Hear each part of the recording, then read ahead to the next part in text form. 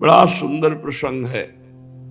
अब जैसे हम अपने इष्ट की सेवा करते हैं तो पहले गुरु की सेवा करें या इष्ट की सेवा करें? बाबा बोले, सीताराम दास जी महाराज, पहले गुरु की पूजा करके फिर इष्ट की पूजा शुरू करें। जो पूजन सामग्री है उसमें से 2 पुष्प उठाए, पहले गुरुदेव को अर्पित किए और साष्टांग प्रणाम किया और फिर इष्ट पूजा की। चंदन आदि जो अन्य सामग्री है वो गुरुदेव को प्रसन्नता होगी जब श्यामा श्याम को अर्पित करोगे। लेकिन पहली पूजा गुरुदेव की, जब हम पूजा करने के लिए बैठे तो पहले 2 पुष्प गुरुदेव के चरणों में अर्पित करके साष्टांग प्रणाम, फिर उनसे अनुमति लेकर के श्री जी की सेवा प्रारंभ करें। यदि पहले गुरु को प्रणाम और वंदना और पुष्प अर्पित नहीं किए तो गुरु पूजाम बिना देवी इष्ट पूजाम करोति यः मंत्रस्य तस्य तेजांसी हरते भैरव स्वयं। भगवान शिव कह रहे हैं, हे देवी, यदि गुरु पूजा न करके सीधे इष्ट पूजा की जाए तो उसके मंत्र का कभी प्रकाश नहीं होगा। उसमें जो ऐसा पूजन करने वाला है तो गुरु मंत्र का प्रकाश नहीं होगा और जितनी पूजा करेगा उसका प्रभाव सब भैरव हरण कर लेगा। जो भैरव देव हैं वो अपहरण कर लेंगे, उस पूजा का प्रकाश नहीं हो पाएगा। गुरु पूजाम विनानाथ कोटि पुण्यम वृथाव्ययम अतः सर्वजने ख्यातम गुरुणा सिद्धि मापनुयात। गुरु पूजा के बिना करोड़ों प्रकार के पुण्य सब व्यर्थ हो जाते हैं।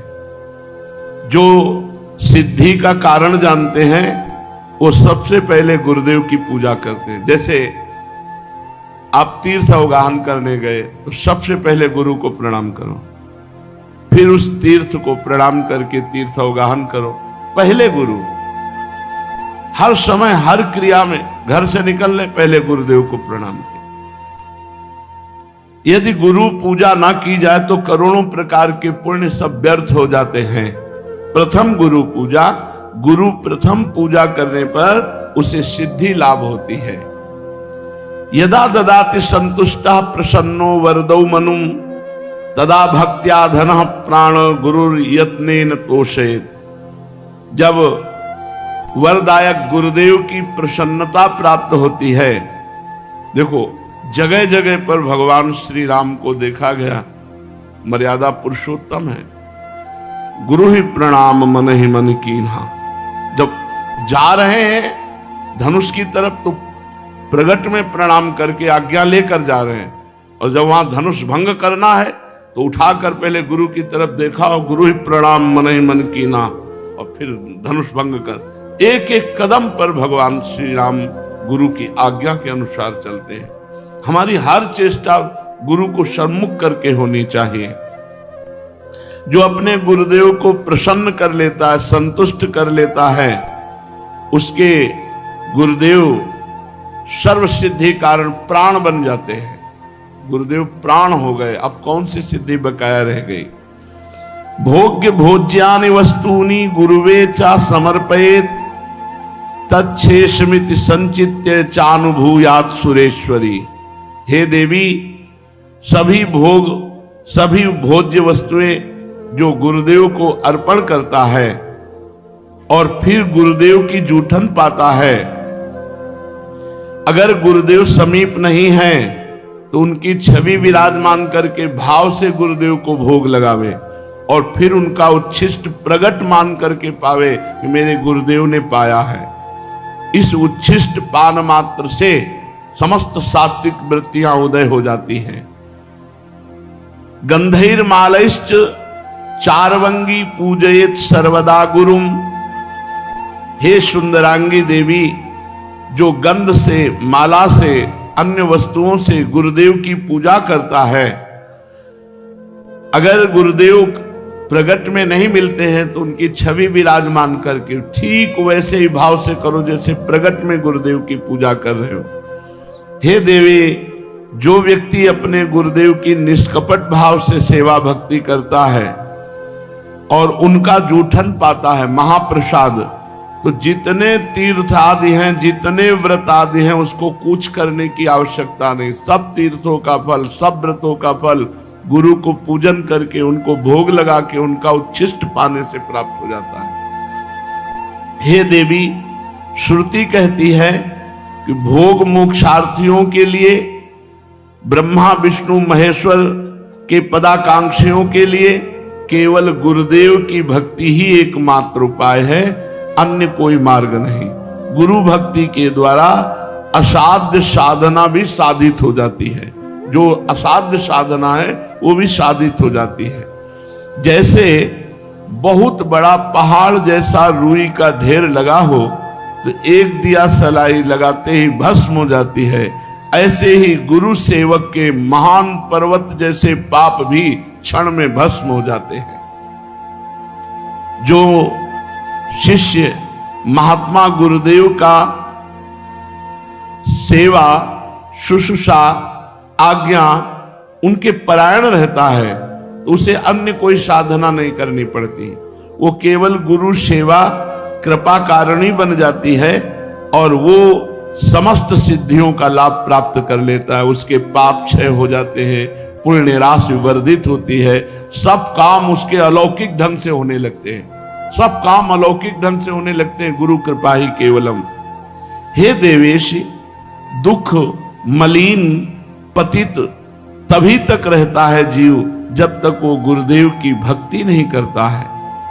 यदि गुरुदेव संतुष्ट ना हो तो कितनी भी बड़ी साधना कर लो, ना तो ब्रह्मा सहयोग करेंगे, ना विष्णु सहयोग करेंगे, ना महेश्वर। तभी सेवक जी ने कहा, गुरु सेवा तज करहि जे बान, यह है अधर्म यह है सब हानि, कानि न रसिकन में रहे, गुरु गोविंद न भेद कराए, संतत सकल सुनो चित लाए, श्री हरिवंश प्रताप जस। गुरुदेव जिस पर संतुष्ट हो जाते हैं तो तीनों देव उस पर संतुष्ट हो जाते हैं, ब्रह्मा विष्णु महादेव, और संपूर्ण मुनि योगी सब संतुष्ट होकर उस पर अनुग्रह करते हैं जिस पर गुरुदेव प्रसन्न होते हैं। समस्त क्रियाओं की सिद्धि का मूल है गुरु प्रसन्नता।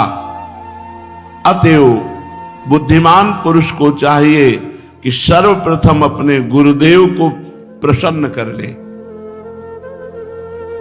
बाबा एक एक सेवा का आप जब वर्णन करते हैं तो सुनकर के एक अपार आनंद हमारे हृदय में हो रहा है, एक नवीन उत्साह प्रकट हो रहा है।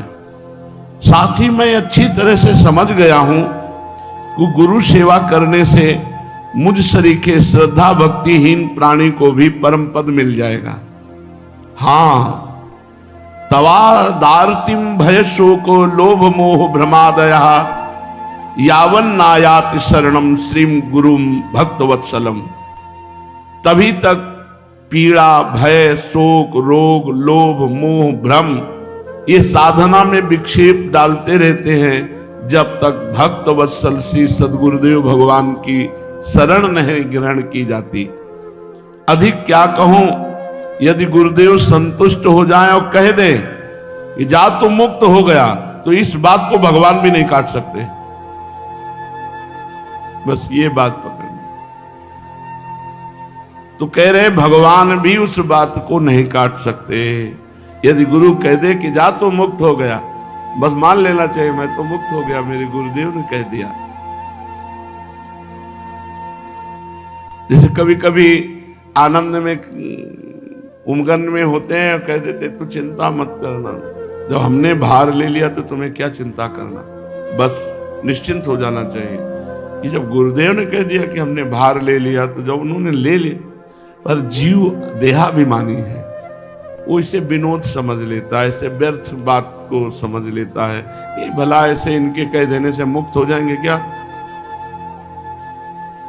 एक बार गुरु महिमा प्रदर्शित करने के लिए देवर्षि नारद जी बैकुंठ में गए।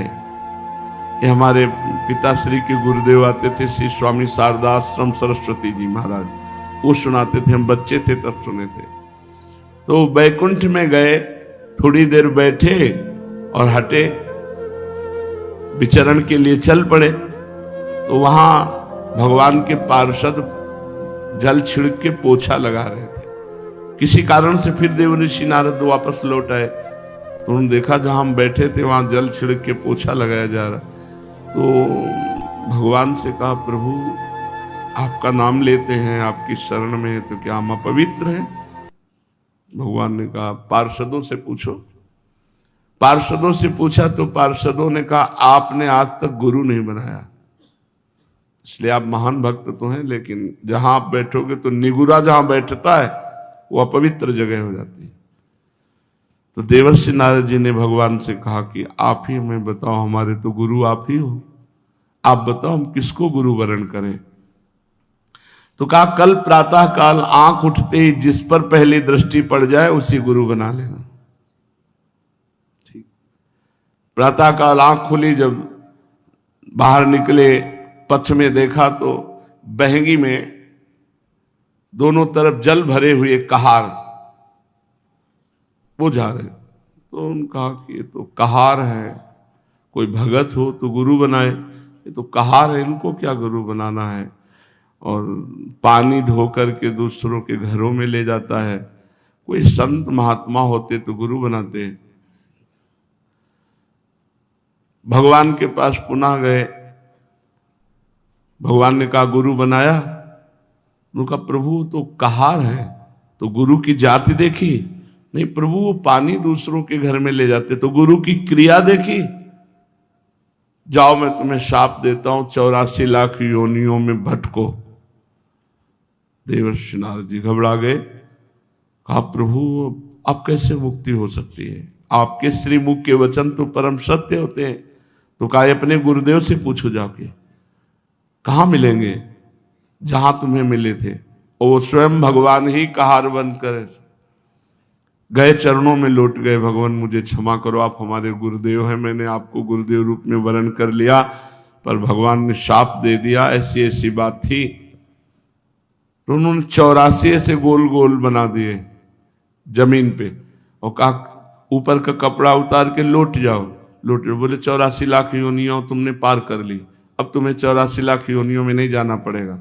नारद जी भगवान के पास गए, बोले, प्रभु गुरुदेव ने ऐसा बोले, फिर संशय गुरुदेव के वाक्य पर? तुम 84 लाख योनियों से मुक्त हो गए क्योंकि गुरुदेव ने कह दिया।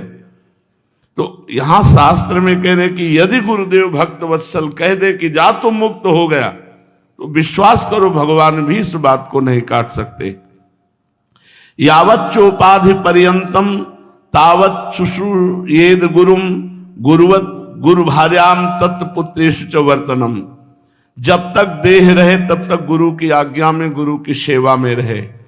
यदि गुरु आज्ञा करे तो गुरु पत्नी, गुरु पुत्र सबकी सेवा में। ऐसा पूर्व के भक्तजन करते रहे हैं। महाभारत उठा लो, चाहे वेद उठा लो, सब जगह गुरु सेवा। क्योंकि उस समय गुरुजन जो रहते थे वो जंगलों में रहते थे, पर्णकुटी में रहते थे, पर उनकी गुरु पत्नी भी रहती थी, उनके पुत्र भी होते थे। तो यहाँ आज्ञा कर रहे हैं कि अगर गुरु आज्ञा करे तो गुरु पत्नी, गुरु पुत्र आदि की भी गुरु के समान ही सेवा करे। यश देवे पराभक्तिर यथा देवे तथा गुरो तस्सेते कथिता हरथा प्रकाशन्ते महात्मना। जिसकी परमेश्वर में जैसी भक्ति है उसी तरह गुरु में भी वैसी भक्ति होनी चाहिए, परमेश्वर के समान।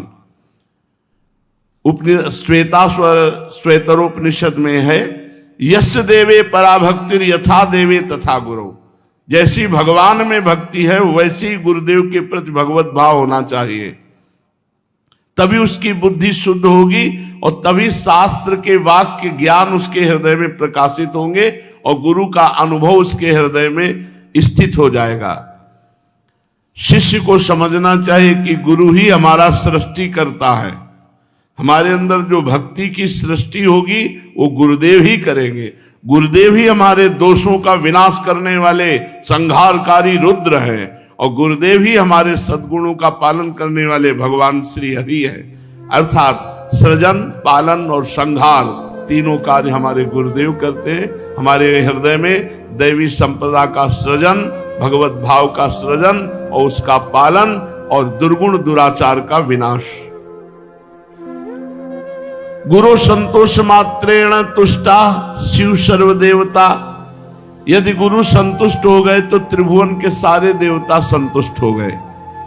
गुरु तुष्ट हो गए तो भगवान शिव प्रसन्न हो गए। गुरु रुष्ट हो गए तो भगवान त्रिलोचन रुद्र रूप होकर उसके साथ सद्गुणों का संहार कर देंगे। अगर गुरु रुष्ट है तो यह अधर्म यह सब हानि कानि नरस कन मेरा है। बड़ा भारी अधर्म हो गया, बड़ी भारी हानि हो गई। अब रसिकों की सभा में उसका कभी आदर नहीं हो सकता। गुरु तुष्टे शिवस्तुष्टो रुष्टे रुष्ट त्रिलोचना। अगर गुरु नाराज हो गए तो मानो त्रिलोचन रुद्र भगवान उसका सर्वनाश कर देंगे।